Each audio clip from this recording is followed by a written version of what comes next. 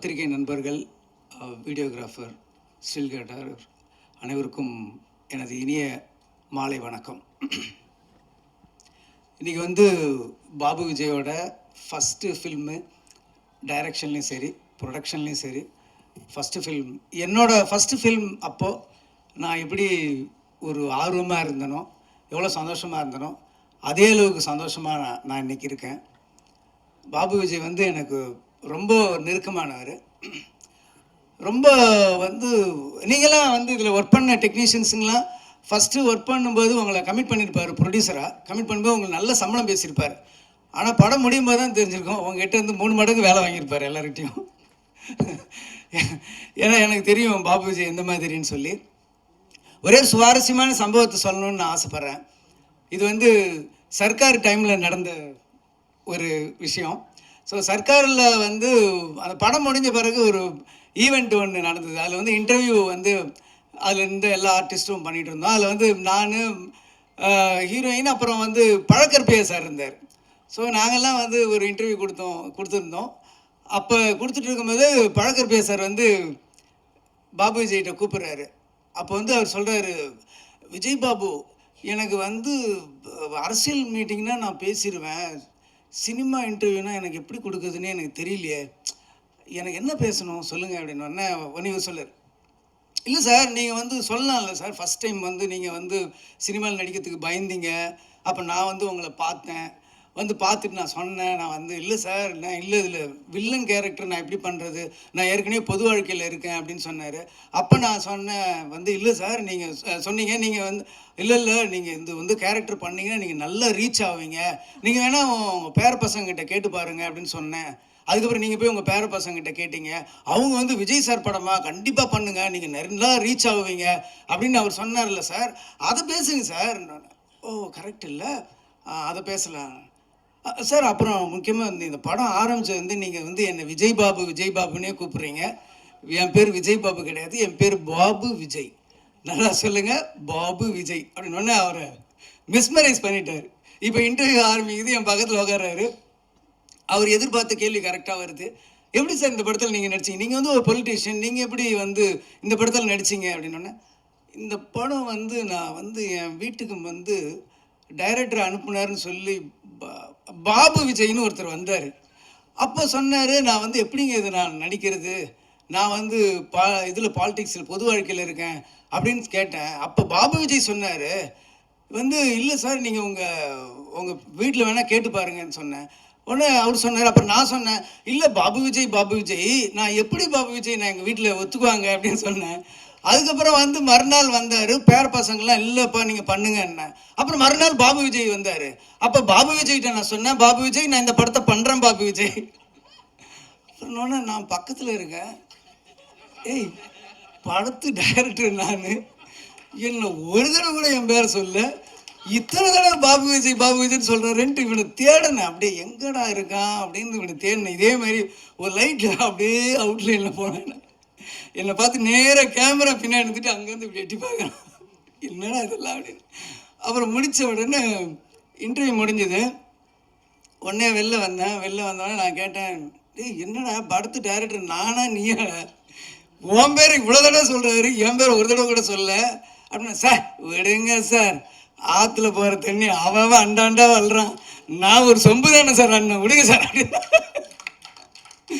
So அந்த மாதிரி ஒரு நெருக்கமான ஒரு, முக்கியமாக என்னுடைய கடினமான சமயத்தில் அந்த படம் ரிலீஸ் ஆனப்போ அப்போ வந்து போஸ்டர்லாம் கிழிக்கிறது அப்படி இப்படின்ட்டு ஒரு பயங்கரமாக நடந்தது. அப்போ வந்து அது இல்லாமல் என்னை வந்து அப்போ வந்து போலீஸ்லாம் துரத்திட்டு இருந்தாங்க. ஸோ அந்த டைமில் வந்து பாபு விஜய் வண்டி ஓட்டி ஒரு நல்ல டிண்டட் கிளாஸ் அதில் உட்காந்துக்கிட்டு 2 பேரும் போயிட்டுருப்போம். அப்போ காசி தியேட்டர் பக்கத்தில் வந்து அவர் வண்டி ஓட்டுறாரு, நான் வண்டி பக்கத்தில் உட்காந்துருக்கேன். அந்த காசி தியேட்டர் வெளியில் வந்து போலீஸ் ஃபுல்லாக அந்த பேனர்ஸு கட் அவுட்டெல்லாம் கிழிக்கிறாங்க. அப்படியே நாங்கள் 2 பேரும் அப்படியே பார்க்குறோம், கண்ணுலேருந்து தண்ணியாக வருது, என்னடா இப்படி போஸ்டரை கிழிக்கிறாங்களேன்னு சொல்லி. அந்த மாதிரி ஒரு கடினமான நேரத்துலேயும் ஒரு ஹார்ட் டைம்லேயும் எனக்கு வந்து பாபு விஜய் கூட இருந்திருக்காரு. இதில் என்ன ஒரு காமெடினா, இன்னைக்கு காலையில் நான் கேட்குறேன், பாபு விஜய் என்னையா பேசுறது அப்படின்னு. சார் அன்னைக்கு ஒரு இன்சிடென்ட் நடந்தது இல்லை அப்படின்னு சொல்லி இன்னைக்கு அதை மறுபடியும் என்னை பேச வச்சுட்டோம் பார்த்தீங்களா. ஸோ அதுதான் பாபு விஜயோட டேலண்ட். ரொம்ப ஒரு சின்சியர். என்கிட்ட இருந்த உதவி இயக்குனர்கள் ஒரு 12 பேர் டைரக்டர் ஆகியிருக்காங்க இது வரைக்கும், எல்லா லாங்குவேஜ்லேயும் சேர்த்து. அதில் இன்னைக்கு வந்து பாபு விஜயோட ஒரு ஃபஸ்ட்டு டே அப்படின்னும் போது எனக்கு வந்து ரொம்ப ஹாப்பியாக இருக்குது. டெய்லி வந்து ஒரு 7:30 அந்த டைமில் வந்து பார்த்தீங்கன்னா ஷார்ப்பாக நான் கீழே இறங்கும்போது வண்டியில் நின்றுட்டுருப்பார். அப்படி வண்டியில் சாஞ்சிட்டு நின்றுட்டுருப்பார். ரொம்ப ஆச்சரியமாக இருக்கும். சில அசிஸ்டன்ட் டைரக்டருங்க தான் வந்து நம்மளை சோம்பேறி ஆக்கிடுவாங்க. எப்படின்னா நம்ம உட்காந்து ரெடி பண்ணி வர்றதுக்குள்ளே ரிஹர்சல் அது இது எல்லாம் ப்ராக்டிஸ் பண்ணி பக்காவாக வந்து ஒரு தடவை ரிஹர்சல் பண்ணும்போது பார்த்துட்டு அப்படியே நம்ம டேக் போகலாம். அந்தளவுக்கு என்னை வந்து சோம்பேறி ஆக்கினதில் பாபு விஜய்க்கு நிறைய பங்கு இருக்குது. அந்தளவுக்கு ஒரு ஹார்ட் ஒர்க் பண்ணியிருக்காரு. ஃபஸ்ட் டைம் வந்து டைரக்ஷன் அண்ட் ப்ரொடக்ஷன் பண்ணியிருக்காரு. இந்த படம் மிகப்பெரிய வெற்றி அடையணும். அதுக்காக நான் வந்து வாழ்த்துறதில்லை, இறைவனை நான் வேண்டிக்கிறேன். கண்டிப்பாக இந்த படம் பெரிய சக்ஸஸ் ஆகணும். அதுக்கப்புறம் அந்த படத்தில் கதாநாயகன் ஜெய்க்கும் எனக்கும் ஒரு நல்ல ஒரு கனெக்ட் உண்டு. என்னோடய ப்ரொடக்ஷனில் ஃபஸ்ட்டு படம் எங்கேயும் எப்போதுலேயும் அவர் தான் ஹீரோவாக பண்ணார். ஸோ ஒரு ஒரு லக்கு இருக்குது. அதே மாதிரி ராஜாராணி என்னோடய ப்ரொடக்ஷனில் 2வது படம் பண்ணார். ஸோ இது 3rd ஃபில்ம். ஒரு ஹாட்ரிக் வெற்றியை வந்து நீங்கள் வந்து என் அசோசியேட்ஸில் நீங்கள் நடக்கணும் அப்படின்னு சொல்லி நான் வாழ்த்துறேன். ரொம்ப நல்ல ஆர்டிஸ்ட்டு, அற்புதமான நல்ல டைமிங். அவர் சினிமாவில் விட பர்சனலாக நீங்கள் பேசி பார்த்தீங்கன்னா அந்த டைமிங் காமெடிலாம் ரொம்ப நல்லா பண்ணுவார். ஏன்னா எங்கேயும் இப்போதும் ரிலீஸ் அப்போ நாங்கள் வந்து ஒரு டூர் தியேட்டர் விசிட் மாதிரி போனோம். அப்போ அவரோட சென்ஸ் ஆஃப் ஹியூமர் அந்த டைமிங்கை என்னை ரொம்ப ஆச்சரியப்படுத்துச்சு.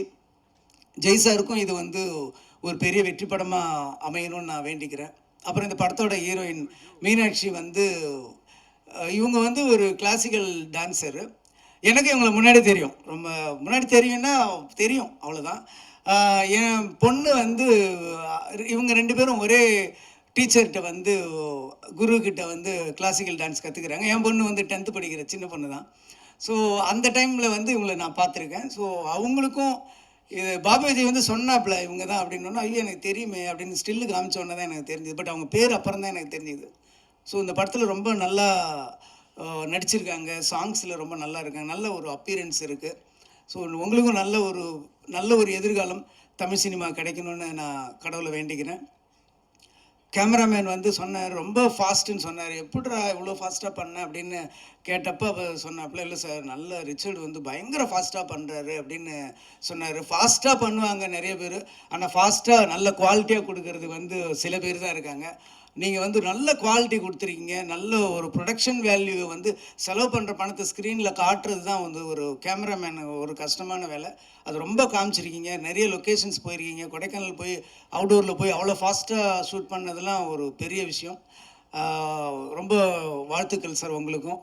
எடிட்டரும் ரொம்ப நல்லா பண்ணியிருக்காரு. மியூசிக் வந்து ரொம்ப நல்லா இருந்தது. பர்டிகுலராக அந்த வீழ்வேன் என்று நினைத்தாயோ நான் அந்த ஒரு வைப் வந்து சூப்பராக இருந்தது. கேட்கும்போதே ரொம்ப நல்லா இருந்தது. சாங்ஸும் விஷுவல்ஸ் எல்லாமே ரொம்ப நல்லா இருந்தது. ஸோ நிறைய தடைகளுக்கு அப்புறம், நிறைய போராட்டங்களுக்கு அப்புறமும் இந்த படத்தை வந்து பாபு விஜய் உங்கள் முன்னாடி கொண்டு வந்து சமர்ப்பிச்சிருக்கிறாரு. ஸோ இந்த படத்தை வந்து தியேட்டரில் பார்த்து, குறிப்பாக பத்திரிகை நண்பர்கள், தொலைக்காட்சி நண்பர்கள், யூடியூபர்ஸ் எல்லாமே இந்த படத்துக்கு நல்ல ஒரு ஆதரவு கொடுங்க. பாபு விஜய் டைரக்டராகவும் ப்ரொடியூசராகவும் ஜெயிக்கணும்னு சொல்லி நான் வாழ்த்தி இறைவனை வேண்டுகிறேன். நன்றி, வணக்கம். Thank you Murugadoss sir. அண்ட் அடுத்ததாக நான் வந்து யாரை கூப்பிட போகிறேன்னா